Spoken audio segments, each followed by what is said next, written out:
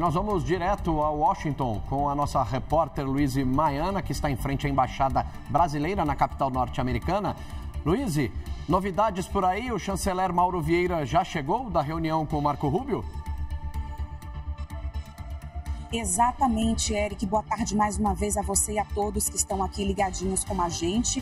O chanceler já chegou aqui na residência da Embaixada Brasileira. A gente está aqui na expectativa de um pronunciamento. Por enquanto, não temos ainda nenhuma confirmação dos assuntos que foram debatidos nesse encontro, nem se temos alguma resposta positiva, algum sinal de que essas tarifas já estão encaminhadas para uma negociação favorável para os dois lados, tanto para a economia americana quanto para a economia brasileira, mas estamos aqui na expectativa. A qualquer momento o chanceler pode falar, não é ainda uma garantia de que ele vai fazer esse pronunciamento, mas estamos em contato direto com uma assessoria de imprensa da embaixada e a informação que temos é de que a expectativa é de que haja esse pronunciamento ainda sem confirmação e assim teremos mais informações sobre como foi esse encontro hoje entre o chanceler Mauro Vieira e o secretário de Estado Marco Rubio. A gente segue na expectativa para saber se essa conversa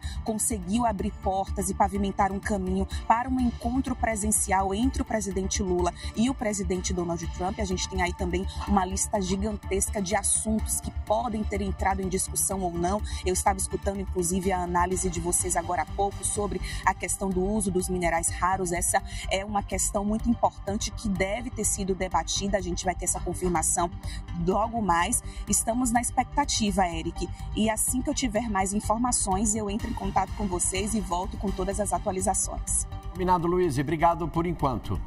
Vinícius Torres Freire, bom, a reunião estava prevista para começar às 3 da tarde, agora são 3 da tarde, horário Brasil, agora são 4h37. Se começou no horário, mais ou menos 1h30, né? Então a gente tem esse intervalo de 1h30 entre reunião, a saída também de Mauro Vieira da Casa Branca até chegar na Embaixada Brasileira.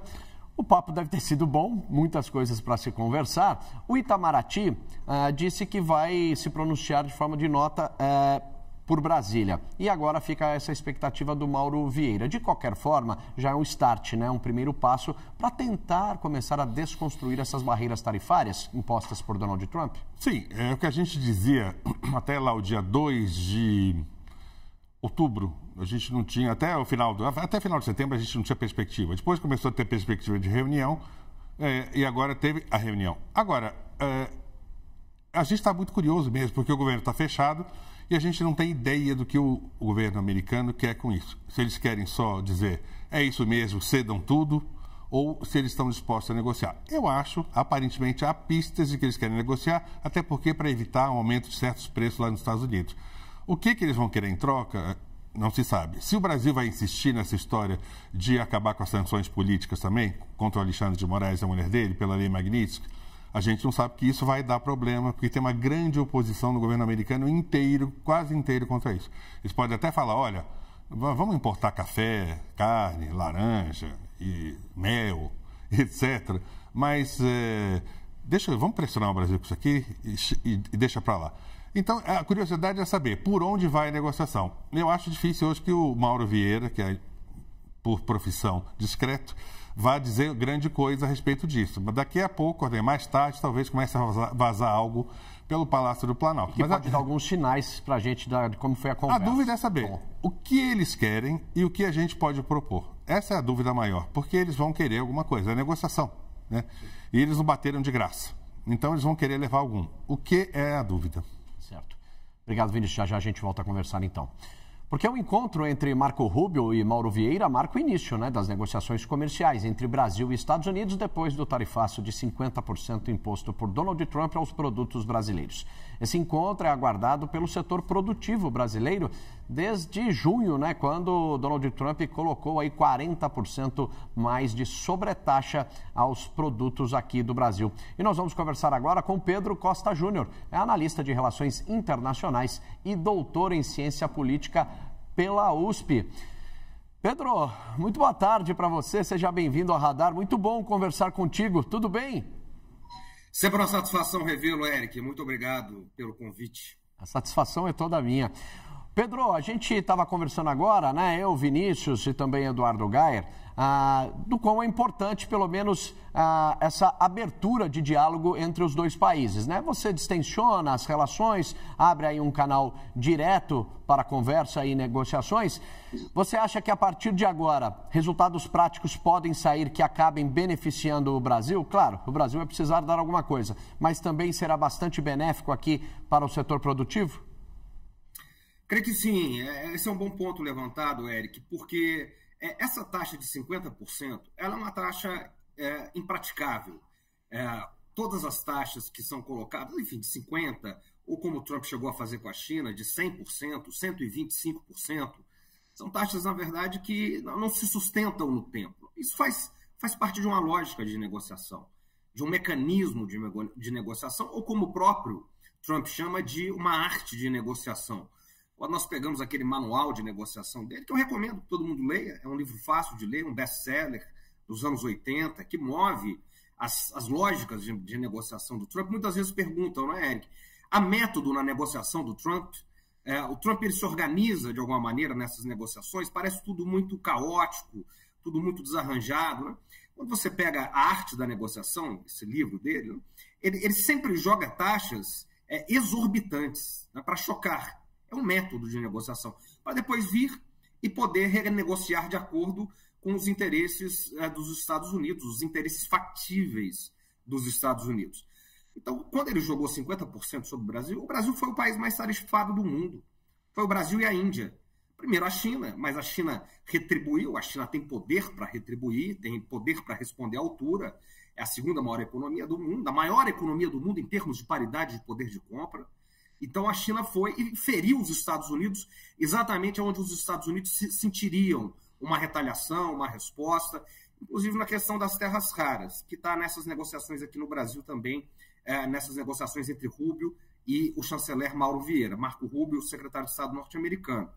Então, quando ele vem com 50% sobre o Brasil ou sobre a Índia, que são os dois países mais tarifados do mundo, ele já vem nessa estratégia de jogar lá em cima para depois renegociar de acordo com seus próprios interesses factíveis. E aí o Brasil tem algumas nuances que são muito determinantes na geopolítica e na geoeconomia do século XXI, como, por exemplo, a questão das terras raras. A maior produtora de terras raras do mundo, a maior reserva e produtora, a maior reserva de terras raras do mundo, é a grande oponente dos Estados Unidos nesse século. Quem disputa, digamos, as lideranças do século XXI com os Estados Unidos, que é a China. A China tem 48% das terras raras do mundo. Depois vem o Brasil. O Brasil é a segunda maior reserva de terras raras descobertas, que são 23%. Cerca de um quarto das terras raras que estão descobertas no mundo estão aqui no Brasil. Então, veja, se o seu maior competidor é o dono de quase metade das terras raras, é preciso se aproximar do Brasil, que tem ali um quarto dessas terras raras. E os Estados Unidos têm apenas 2% das terras raras disponíveis no mundo. Então, são pontos que vão contar nessa negociação, sem dúvida. E é bom lembrar, né, o Brasil, aí, então, como a segunda maior reserva de terras raras, já tem uma empresa, inclusive norte-americana, a Serra Verde, explorando, atuando ali em Minaçu, no estado de Goiás, né? E há aí outros terrenos a serem explorados, por exemplo, lá em Poços de Caldas. E como os Estados Unidos, com essa empresa Serra Verde, já têm uma certa expertise na exploração aqui no Brasil, eles estão aí com o olho grande, né, para fazer essa negociação, para conseguir explorar um pouco mais de terras raras no Brasil. Mas, claro, o presidente Lula já disse que não vai ser tão fácil assim, não quer ser só exportador. Isso deve contar, deve estar ali na pauta de reivindicação do outro lado, dos Estados Unidos. Agora, Pedro, Donald Trump foi muito pressionado por empresários norte-americanos em relação, por exemplo, a alguns produtos, como o café, né? Donald Trump teria dito ali naquela videoconferência com o Lula que os Estados Unidos estão sentindo falta do café brasileiro, mas aí é culpa deles mesmo, ou culpa de Washington, né? Que colocou essa tarifa e aí fica mais caro para o importador aí levar o nosso café para lá. A gente viu o Johann Foods, que é uma grande importadora de suco de laranja, entrando inclusive com ação contra o governo norte-americano. O Brasil talvez tenha mais a ganhar neste momento do que os Estados Unidos, porque, entre outras coisas, os Estados Unidos vai pedir aí apoio ao presidente Lula para continuar com o dólar na comercialização entre os BRICS, né? Os BRICS que falavam em criar uma moeda própria. Então, neste momento, temos mais a ganhar talvez do que os Estados Unidos? Aí tem uma questão, temos mais a ganhar e tem uma questão complementar, no caso do café especificamente, porque o Brasil é o maior produtor de café do mundo e os Estados Unidos são os maiores consumidores de café do mundo. Eles consomem mais café, inclusive, do que o Brasil. Eles tomam aqueles cafés, né, aqueles copos, né, bem cheios e tal, aquela coisa.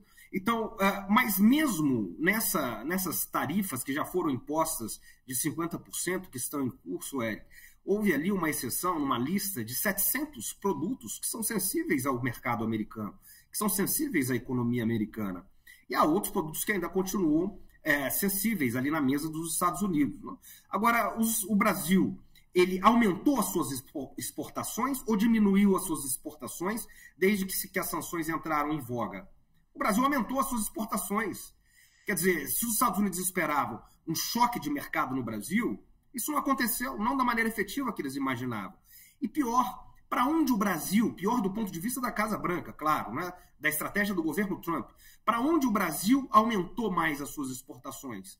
Exatamente para o grande rival geopolítico e geoeconômico dos Estados Unidos, que é a China. Claro, o Brasil aumentou também para o México, o vice-presidente Alckmin foi visitar o México, o vice-presidente Alckmin tem tido um papel importante nas relações comerciais, na abertura de novos mercados. O Brasil também aumentou as suas exportações para a Argentina, que é o nosso maior parceiro comercial regional, é o terceiro do mundo, na verdade, atrás dos Estados Unidos, atrás da China, primeiro dos Estados Unidos. A China passou os Estados Unidos em 2008, 2009, e a Argentina ali, regionalmente, é o maior, e aumentou sobretudo para a China. Então, do ponto de vista dos Estados Unidos, né, dessa luta pelo poder global, desse caráter geopolítico que está por trás dessas iniciativas do Trump, que são geoeconômicas e geopolíticas, tarifar o Brasil e tentar isolar o Brasil, primeiro, não deu certo. E segundo, ao invés de atrair o Brasil para os Estados Unidos, que é um aliado tradicional, são mais de 200 anos de relações entre Brasil e Estados Unidos, e boas relações de amizades, que ficaram estremecidas, obviamente, em pontos aqui ou ali, mas são relações sólidas, relações muito bem construídas. Então, ao invés de atrair mais o Brasil para o lado dos Estados Unidos, o que os Estados Unidos acabam fazendo? Acabam jogando o Brasil no colo da China. Isso não é interessante para os Estados Unidos. Então, essa reaproximação agora, desde a Assembleia Geral das Nações Unidas, onde Trump e Lula, agora o presidente Lula também diz isso, dizem que houve uma química entre os dois, isso abre o horizonte para que essa relação seja recosturada, reconstruída e os objetivos de país e país possam ser acertados. Pedro, e além da China, nós também temos aí uma aproximação, né, um estreitamento de laços cada vez maior com a Índia, né? A Índia, que é um gigantesco país player com uma população que tem um forte potencial de compras, e a gente está vendo aí, a gente viu agora há pouco o vice-presidente Geraldo Alckmin lá na Índia fazendo acordos, costurando acordos, e o presidente Lula que vai também para países, né, vai participar da ASEAN, um fórum de países do Sudeste Asiático. Então os Estados Unidos estão vendo que estão perdendo aí espaço, e é bom retomar também rapidinho um pouco dessa relação com o Brasil, né? A gente está vendo imagens ao vivo agora, viu, Pedro, enquanto a gente conversa, de Donald Trump lá na Casa Branca. Já já a gente vai ouvi-lo também. Pedro, mas para a gente finalizar aqui a nossa conversa, está esperando aí algum sinal, né, de Mauro Vieira agora, ou do Itamaraty, para ver como é que foi o clima, né, desta reunião. Mas já é um clima um pouquinho mais positivo. O que esperar daqui para frente? A gente sabe que Donald Trump, ele não segue a cartilha à risca, né? Ele poderia dizer assim, igual ao mercado, é bastante volátil, né? Mas o que esperar daqui para frente, Pedro? Olha, me parece que o cenário ele é mais otimista, né? Ainda que não se sabe se vai ter, digamos, dados práticos agora, resultados efetivos dessa primeira reunião. É uma reaproximação, como, enfim, uma metáfora, né? O início de um namoro, né? De um noivado ali. Então, estão lá conhecendo pessoalmente, vai apresentar para os pais, né? Estão lá, por enquanto, os secretários. Depois, como você bem disse, vai ter esse encontro da ASEAN, na Malásia. Ali se cogita uma reunião entre Trump e Lula, o presidente Lula, o presidente dos Estados Unidos, Donald Trump, pessoalmente, e dali pode, enfim, sair resultados mais efetivos. Isso está sendo trabalhado pelo Itamaraty para que essa reunião aconteça ali em algum momento na Malásia, é uma questão importante. E se você me permite também, essa questão da Índia que você colocou é muito importante. O Alckmin, vice-presidente, está lá, porque tanto o Brasil como a Índia, que são os dois países mais tarifados pelos Estados Unidos nesse momento, são dois países dos BRICS. Na verdade, dois países fundadores dos BRICS, do chamado BRIC ainda, antes do S, de África do Sul. Né? Depois foi acrescentado a África do Sul e depois os BRICS+, os BRICS expandidos, os BRICS 10, como são agora. Quando Brasil e Índia são escolhidos, um dos temas que nós sabemos que está nessa negociação agora, entre Mauro Vieira e Marco Rubio, é justamente a questão da desdolarização, que passa pelos BRICS. Os Estados Unidos, o Washington, a Casa Branca, não vê os BRICS com bons olhos, e muito menos as questões da desdolarização, das discussões de desdolarização dentro do âmbito dos BRICS. O próprio Trump chegou a admitir que perder a liderança do dólar, a hegemonia do dólar como moeda padrão, como moeda corrente, hegemônica no sistema financeiro internacional, seria o equivalente a perder uma guerra mundial. E o Trump está certo nisso. Seria mais ou menos isso mesmo o impacto nos Estados Unidos. Então, quando vem essas discussões dentro dos BRICS, essas discussões de desdolarização, isso incomoda muito o Washington. Isso está na mesa de negociação. O presidente Lula é uma liderança do Sul global, digamos, muito vocal nessa questão, e talvez isso também possa ter uma reorientação daqui para frente, não no sentido dessas discussões não continuarem avançando no âmbito dos BRICS, mas pelo menos elas não serem vocacionadas com tanta ênfase como elas são nesse momento. Pedro Costa Júnior, que prazer conversar contigo. Obrigado, viu, por nos trazer o seu olhar sobre este novo cenário agora, né? Estados Unidos e Brasil se reaproximando. Um grande abraço para você, uma ótima quinta-feira. Prazer é todo meu, Eric. Abraço estar contigo e com todos os amigos aqui. Obrigado.